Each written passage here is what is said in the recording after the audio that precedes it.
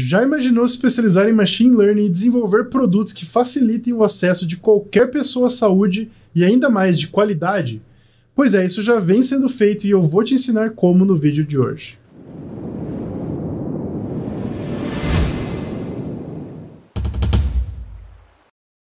Olá, sou Adriano Passos, doutor em Engenharia Mecânica e o vídeo de hoje é sobre Health Techs.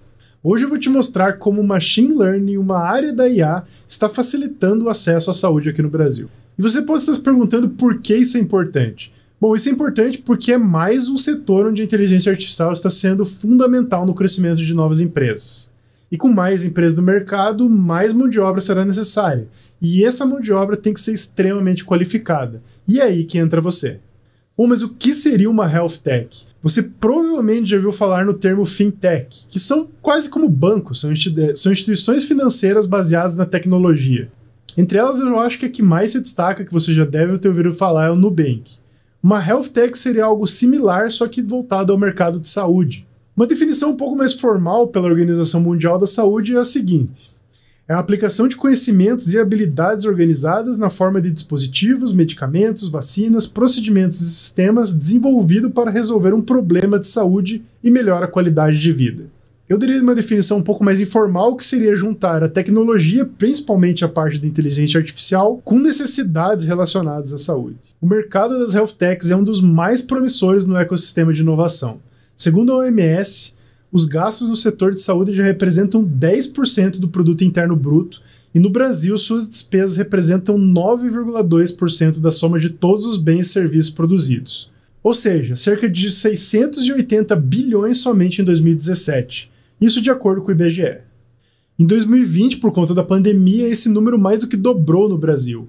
Isso é de acordo com o Distrito Health Tech Report de 2020. Mas e aí, todas as Health Techs usam inteligência artificial? A resposta é simples, não, nem todas. De acordo com a Associação Brasileira de Startups, os usos da inovação no setor da saúde são aparentemente intermináveis. A tecnologia ela vem sendo implementada em tudo, desde os processos administrativos do hospital até pesquisa de cirurgia do câncer. Então existe muito espaço para a inteligência artificial, sem dúvida, mas como o mercado de saúde até então não tinha praticamente nada de automação, existe ainda muito espaço para programas mais simples, que não usam inteligência artificial e eles já conseguem dar uma grande melhoria no sistema. E sobre isso eu te dou um exemplo pessoal. No meio do ano passado eu precisei fazer uma consulta oftalmológica e eu não conhecia nenhum médico que eu pudesse ir.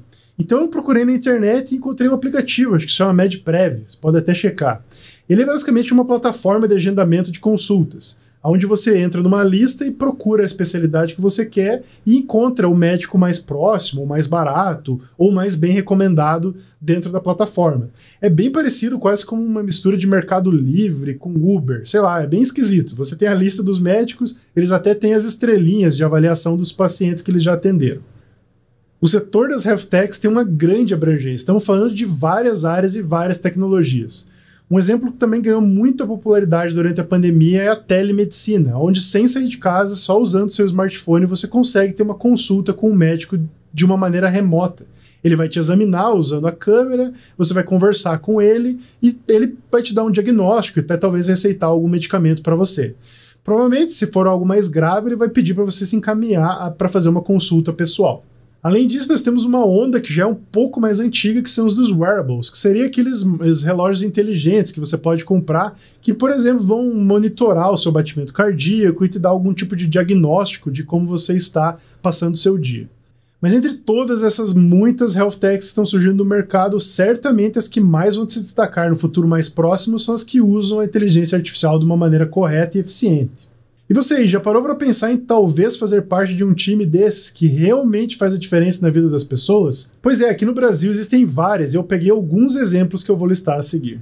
O primeiro exemplo que eu trouxe para você é a Doc24. Eles têm dois principais produtos. Um desses produtos são mini estações onde você entra dentro delas e lá tem vários instrumentos que você pode usar para fazer os seus exames.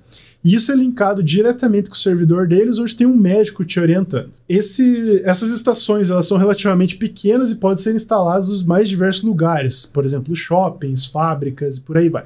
Mas o produto que eu realmente achei interessante e gostaria de trazer para você é o Wellness Test, ou teste de bem-estar. Ele usa os recursos do seu aparelho celular ou notebook, tablet, até mesmo uma webcam, para fazer um diagnóstico de alguns parâmetros do seu bem-estar. No site da empresa, eles afirmam que é possível fazer medição da frequência cardíaca, da pressão arterial, da frequência respiratória, nível de estresse e um índice de bem-estar global. No site, eles não dão muito detalhes de como isso é feito, eles apenas dizem que usam uma ferramenta de inteligência artificial para fazer o processamento da imagem da sua câmera e te dar esses indicadores. Eu dei uma pesquisada e realmente isso é possível. Apenas com um vídeo, você consegue de fato medir a frequência cardíaca. Como é que você faz isso? O sangue, quando ele passa pela sua pele, ele muda levemente o tom avermelhado que você tem na pele. Isso definitivamente não é perceptível ao olho nu, mas com uma câmera, mesmo que uma câmera de celular, você consegue, em câmera lenta, ver que a tonalidade de vermelho ela flutua conforme o seu batimento cardíaco acontece. Essa flutuação é muito pequena, cerca de menos de 5% no valor, mas mesmo assim é suficiente para um software conseguir medir. Como eles mencionam que eles usam inteligência artificial nisso, o que eu acredito que acontece é, eles devem usar alguma rede neural, provavelmente uma rede neural convolucional, para fazer o tratamento desses dados. Como o sinal da câmera é muito ruidoso, a rede neural é uma boa indicada para resolver esse problema. O segundo exemplo é a Vitamine-se, uma loja online que vende suplementos. O grande diferencial dessa loja online é que, caso você queira, ao invés de encher o carrinho com um monte de produtos que você nem sabe se você precisa ou não, você pode ir numa aba específica e responder um quiz. Esse quiz tem 20 perguntas associadas ao seu dia a dia, por exemplo, se você toma sol ou não, qual é a sua idade, qual é o seu sexo, se você é ativo, se você faz exercício físico, etc. E em menos de 30 segundos o sistema vai calcular especificamente para você, baseado nas suas respostas, quais as quantidades e quais tipos de vitamina que você deve tomar. Com isso ele monta um kit, você coloca no carrinho e pode fazer a compra. Bom, isso pode parecer um pouco exagerado e que não faz muito sentido, mas pense um pouco. Se você já foi em alguma consulta médica, pare para pensar que grande parte dessa consulta são perguntas. O médico vai te fazer algumas perguntas que você vai responder e, em base nisso, ele vai fazer um diagnóstico. Em alguns casos, ele vai pedir exames, mas nem sempre é assim. No caso da Vitamine-se, essas 20 perguntas foram cuidadosamente selecionadas com o auxílio de médicos e nutricionistas. Então, se você parar para pensar, ao invés de um médico atender um paciente a cada vez, você está criando um sistema que está reproduzindo o que o médico faria. Ele vai reproduzir as mesmas perguntas, vai comparar com um banco de dados e, baseado nas respostas que os médicos geralmente dariam para esse tipo de paciente, ele vai te fazer a melhor indicação para o seu caso. Isso é uma aplicação muito clássica de machine learning. Você tem um banco de dados onde você tem as perguntas e as respostas, e você vai treinar um programa que aprende a relacionar essas perguntas com as respostas. No site deles não há muitos detalhes técnicos, é claro, mas eu particularmente, se fosse resolver esse mesmo problema, usaria um modelo de árvore, que eu acredito que deve funcionar bem. Esse tipo de algoritmo ele é muito indicado quando você tem dados estruturados dessa maneira. Só para relembrar o que são dados estruturados, são dados que você consegue encaixar numa tabela, onde cada linha dessa tabela seria um paciente e cada coluna seria uma informação, por exemplo, fumante, sim ou não, idade, 31 anos. Então, quando você consegue colocar numa grande planilha Excel os dados, isso seriam chamados de dados estruturados. E só para você ter uma ideia como isso realmente está virando uma tendência, a Vitamine-se não é única no mercado. Ela foi lançada no início do ano e já apareceu um concorrente que faz algo muito similar. No caso, a Bcaps foi lançada em agosto de 2021 e ela usa uma plataforma muito parecida. Você responde um formulário com diversas perguntas e ela te dá um kit customizado para o seu consumo. Bom, o que todas essas empresas têm em comum é que elas são, primeiramente, inovadoras e elas começaram como startups. Mas talvez você esteja se perguntando, tá, mas para entrar no ramo de inteligência artificial, eu preciso abrir minha própria empresa? Bom, se você for empreendedor, vai fundo, isso com certeza vai te dar muitos frutos. Mas se você não tem esse viés empreendedor e simplesmente quer trabalhar na área, isso também é um bom sinal, porque quanto mais empresas estiverem abrindo, mais profissionais elas vão precisar contratar.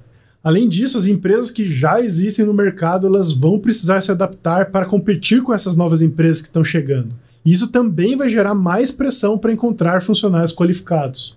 Inclusive, se você já estiver trabalhando, fique de olho nas oportunidades que tem ao seu redor. De repente, você não pode sugerir uma aplicação de inteligência artificial onde você trabalha. E isso pode te dar um grande boost na sua carreira. Bom, caso você venha me acompanhando e assistiu o vídeo onde eu falo das empresas que usam inteligência artificial e você não sabia, você já sabe isso que eu vou falar, mas aqui vale ressaltar. Você não precisa saber tudo que existe de IA para começar a entrar nesse mercado. A minha recomendação é foque em algo específico e tente aprender o máximo sobre isso primeiro, antes de partir para outras técnicas. Aqui nesses 2 exemplos das empresas associadas a suplementos vitamínicos, os dados em questão que elas estão usando são dados estruturados. Então, para isso, um modelo mais adequado seria um modelo de floresta. Só com esse conhecimento você já vai conseguir resolver vários problemas de inteligência artificial. Já se você quer trabalhar com processamento de imagem, como aquele exemplo que eu te dei do batimento cardíaco usando a câmera do celular, a minha recomendação para você é que você aprenda redes neurais profundas, nesse caso em especial, redes neurais convolucionais. Se você fizer dessa maneira como eu estou te sugerindo, você não vai sentir que você está perdido. Cada coisa que você está aprendendo, você vai enxergar uma aplicação prática. E falando em prática, vale ressaltar que eu fortemente acredito que você deve aprender praticando.